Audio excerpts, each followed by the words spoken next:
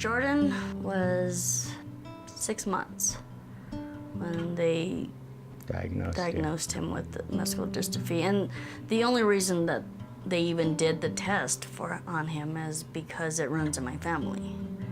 So the women carry it and the boys get it. And then we had Donovan. He also was diagnosed with it, so it was twice as hard.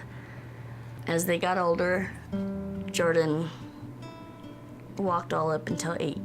Donovan, though, he was one that says, I'm not gonna stop walking. Fighter. I'm gonna keep doing it, which he did. He walked up until 10.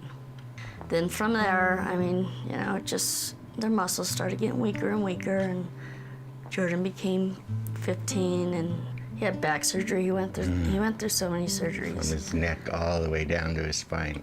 They opened his whole back and fused it. But he now has a rod in there to make him, because before all that, he was like this. Scoliosis. So, also. yeah. He's on several machines and hardly gets out.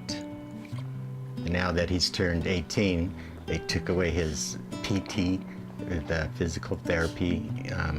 Medicaid will no longer pay for that. And he started this coughing, and he has to cough like 4 or 5 times an hour, maybe sometimes more, which he has a machine where you put the mask on and it fills his lungs and then it pulls his secretions out. But as he does that, he's also hurting every muscle in his body.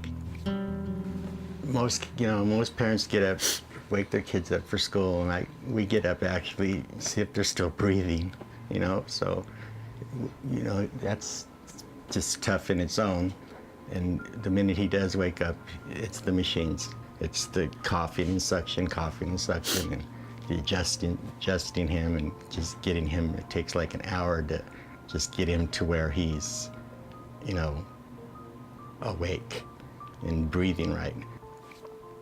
After he's done coughing, it's the restroom time, and that's where we have to bring the chair into the room, get him up off the chair, which really I can't do anymore because of my back, and she had to take on most of the bathroom trips. But we'll put him on the chair, strap him in, and roll him from his room, and it's a real tight squeeze, and we got to pull his elbows in to get him through, and then into the bathroom, and then it's back into the room, and then just movement all day, turning so he doesn't get sore, turning, and we have to feed him every 4 hours.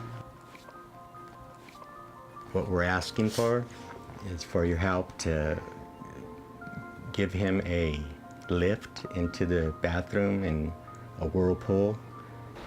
Have you been in a whirlpool tub before? Yeah, once in Florida. It felt good. I also had one too.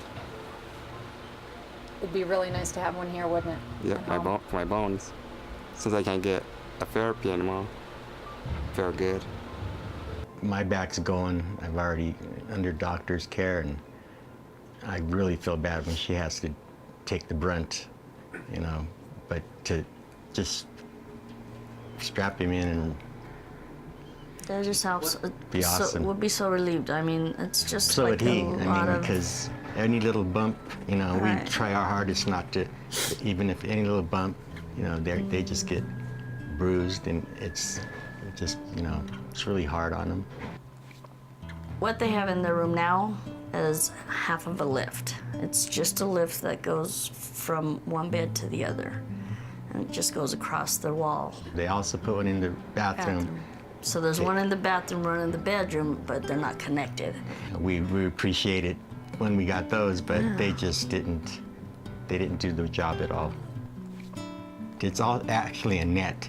You hook the net and all the chain, and it just lifts them, and then you just push. And you just go through the door, push them, you know, like a rail on a rail, monorail, and just guide them, and then just lift them down to the toilet or into the tub, and it would just be wonderful. It'd be amazing.